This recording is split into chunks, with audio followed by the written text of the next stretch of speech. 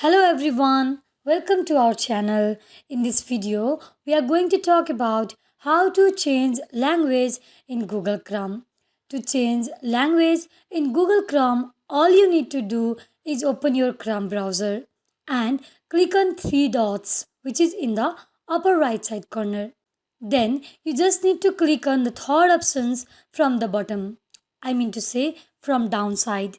If you accidentally change another language which you don't even understand, so just click on the third option from the downside.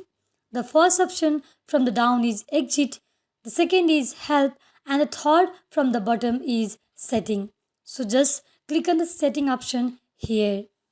Now, on the left side, you will see the language option here. If you don't understand this language, then you will see this globe symbol, which is just there. So, you just need to click on here. Now, you will see this type of page will open. Here, you will see this clickable button. This is to add language button. You need to click here and then select the language you like from here. I will select English. After selecting your preferred language, you can click on this checkbox and then click on Add Language.